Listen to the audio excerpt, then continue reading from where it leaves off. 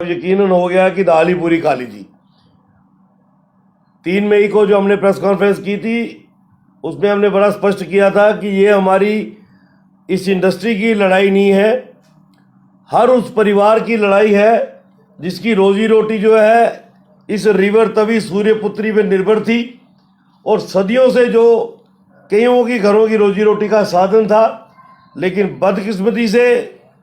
कुछ vested interest के लोगों ने अपने स्वार्थ को सिद्ध करने के लिए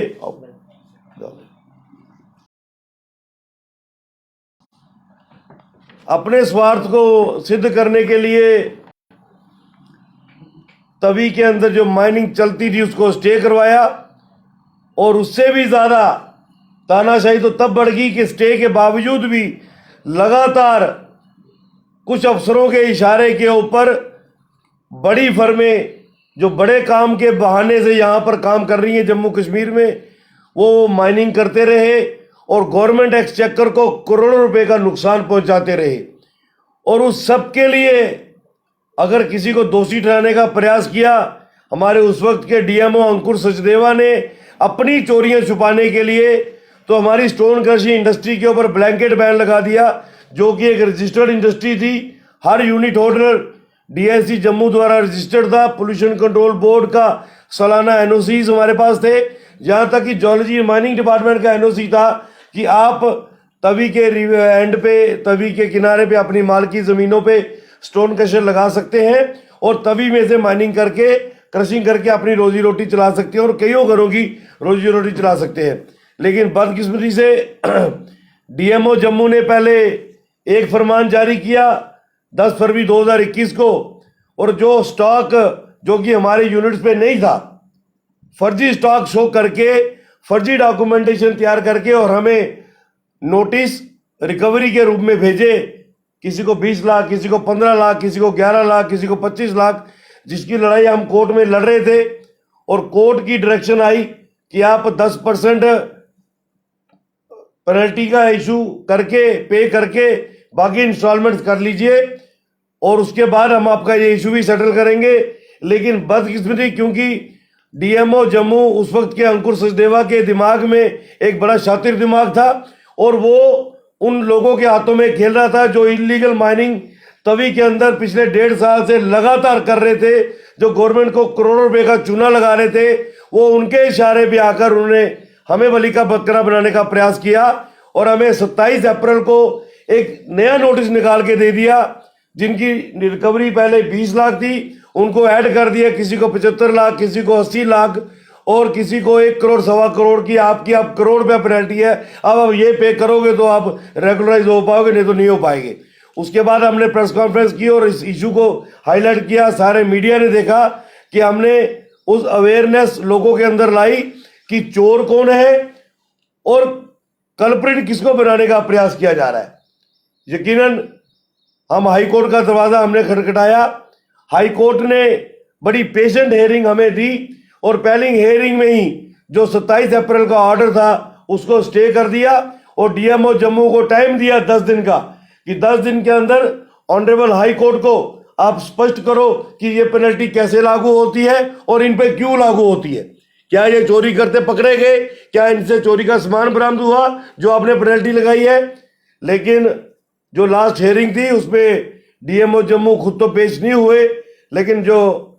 गवर्नमेंट के काउंसिल थे वो सही जवाब नहीं दे पाए। लिहाजा ऑनरेबल हाई कोर्ट ने, न्यायपालिका ने हम सारी हमारी उम्मीदों पे खरे उतरते हुए हम सबको एक बड़ा अच्छा निर्णय हमारे पक्ष में लिया कि पूरी की पूरी पेनल्टीज को उन्होंने 1-2 में क्वैश कर दिया, जो कि एक ऐतिहासिक निर्णय है जिसका स्टोन क्रशर एसोसिएशन हार्दिक अभिनंदन करती है।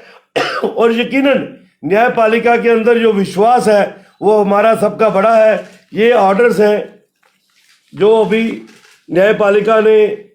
ऑर्डर इशू किए हैं और डीएमओ जम्मू की तानाशाही, गुंडागर्दी, और मैं यकीनन कहूँगा department of geology and mining को बदनाम करने का जो रोल डीएमओ जम्मू अंकुर सचदेवा ने निभाया है, यकीनन डिपार्टमेंट उसका गंभीरता से संज्ञान लेगा और आने वाले दिनों में इसकी पूछ पड़ताल जरूर होगी कि आपने गुमराह किया है सरकार को,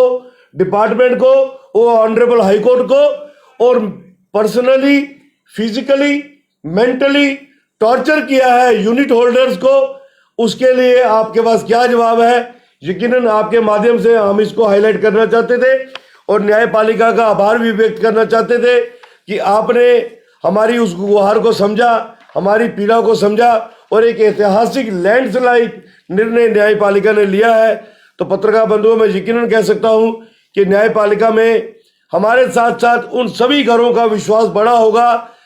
पिछले 1.5-2 सालों से एक्स डीएमओ जम्मू अंकुर सचदेवा की वजह से कितने ट्रॉली और टिप्पर वालों को जो मेंटल टॉर्चर हुआ है, आप कभी उनको सुनो,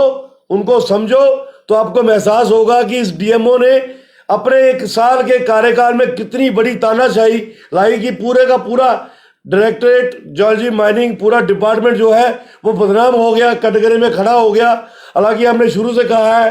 कि स्टोन क्रशिंग इंडस्ट्री और जियोलॉजी एंड माइनिंग डिपार्टमेंट का जो रिश्ता है वो उंगली नाखून का रिश्ता है। उनको हमारी जरूरत होती है, हमें उनकी जरूरत होती है, और हम में से कभी भी किसी भी यूनिट होल्डर ने कभी भी जियोलॉजी एंड माइनिंग के किसी भी डिसीजन को ना तो कभी वायलेट किया है, ना ही ओवर रूल किया है, और हमेशा डिपार्टमेंट को कॉन्फिडेंस में लेके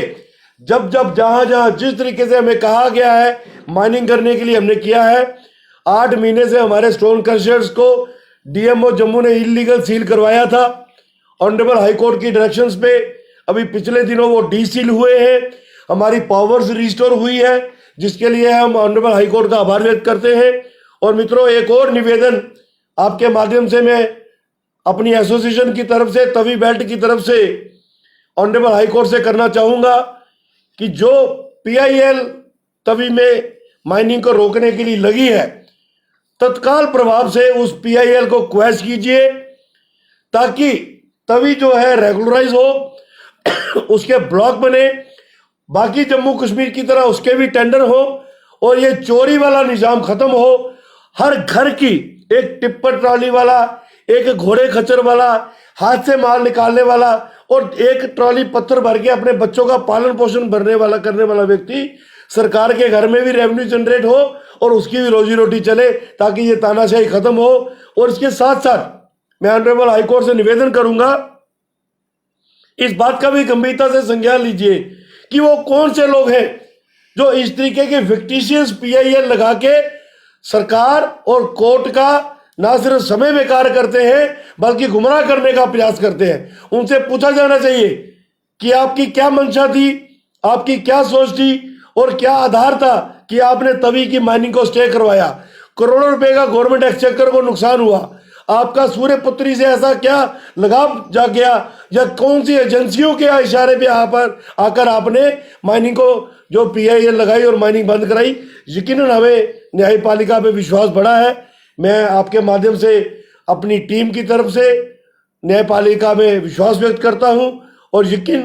करता हूं कि आने वाले दिनों में ये जो पीआईएल लगी है इसको क्वैश करके तवी रेगुलराइज होगी। सदियों से तवी जो कईयों घरों की रोजी रोटी का साधन है वो पुनः चलेगी। जो घर सिकुड़ के रह गए थे, जिन घरों की रोजी रोटी बंद हो गई थी, चाहे वो पीआईएल की वजह से, चाहे वो फॉर्मर डीएमओ अंकुश सचदेवा की वजह से, वो पुनः चलेगी और सभी लोगों को राहत मिलेगी।